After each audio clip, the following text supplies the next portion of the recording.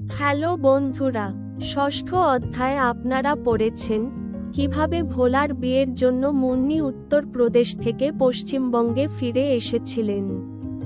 আর্থিক সীমাবদ্ধতা থাকা সত্ত্বেও মুন্নি তার ছেলের ইচ্ছা পূরণ করার সিদ্ধান্ত নেন। ভোলা চেয়েছিল তার বিয়েটা যেন পুরো পাড়ায় স্মরণীয় হয়ে থাকে। তিনি তার পরিচিত সবাইকে আমন্ত্রণ জানিয়েছিলেন, এমনকি তার পুরনো মুসলিম বন্ধু মেহবুবকেও।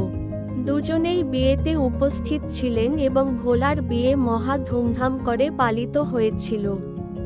বিয়ের পর মুন্নি তার ছেলে ও পুত্রবধূকে উত্তরপ্রদেশে পাঠানোর সিদ্ধান্ত নেন, কিন্তু ভোলা যেতে রাজি ছিল না।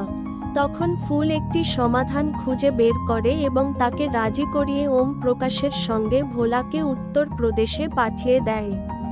কিছুদিন পর ভোলা পশ্চিমবঙ্গে ফিরে আসে এবং তারপর তার স্ত্রী গায়ত্রী ও মা মুন্নিকে নিয়ে উত্তরপ্রদেশে চলে যায়। কিন্তু সমস্যা এখানেই শেষ হয়নি। গায়ত্রীর দিদিমা তাকে বারবার নানা অজুহাতে পশ্চিমবঙ্গে ফিরিয়ে আনতেন। এরই মধ্যে গায়ত্রী গর্ভবতী হয়ে পড়ে।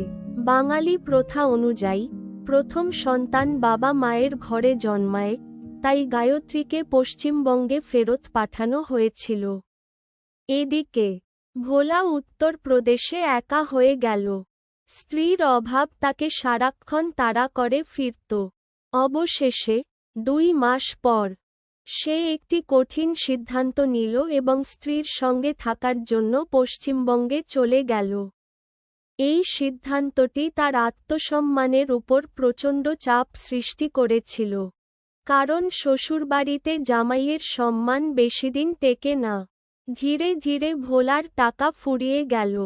রেললাইনের পুরনো চাকরি ছেড়ে দিয়ে সে নতুন কোনো কাজ খুঁজে পাচ্ছিল না। আর্থিক সংকট আরও বেড়ে গেল এবং শ্বশুরবাড়িতে সে অবহেলা ও নির্যাতনের শিকার হতে লাগল। কখনো কখনো সে সময়মতো খাবারও পেত না। এই কঠিন সময়ে পাড়ার এক বিহারী মহিলা তাকে খাবার জোগাতেন। টাকার অভাবে তার স্ত্রী গায়ত্রীও তার সঙ্গে ঠিকমতো কথা বলত না। এই সময়ে ভোলার সঙ্গে বাবুয়া নামের এক যুবকের বন্ধুত্ব হয়। বাবুয়া তাকে এক রাজমিস্ত্রির কাছে সহকারীর কাজ খুঁজে দিলেন। ভোলা দিনে মাত্র 70 টাকায় কাজ শুরু করল। কিছুদিন পর সে এক বাস ঠিকাদারের কাছেও কাজ পেয়ে গেল। এদিকে মুন্নিও পশ্চিমবঙ্গে এসে কালনায় এক বন্ধুর বাড়িতে থাকতে শুরু করল। কিছুদিন পর আবার সুখের আগমন ঘটল। গায়ত্রী এক সুন্দর পুত্রসন্তানের জন্ম দিল, যার নাম রাখা হল রাজা। ভোলা বাবা হল আর গায়ত্রী মা। তাদের আনন্দের কোনো সীমা ছিল না, কিন্তু হয়তো ভাগ্য অন্য কিছু লিখে রেখেছিল। ভোলার নবজাতক পুত্রের সাথে এক ভয়াবহ ঘটনা ঘটল, যা পুরো পরিবারের জীবনটাই বদলে দিল। ডানে ইশারা করা উল্টো হাতের তর্জনী, সেই মর্মান্তিক ঘটনাটি ঠিক কী ছিল? জানতে পড়ুন পরবর্তী অধ্যায় 8।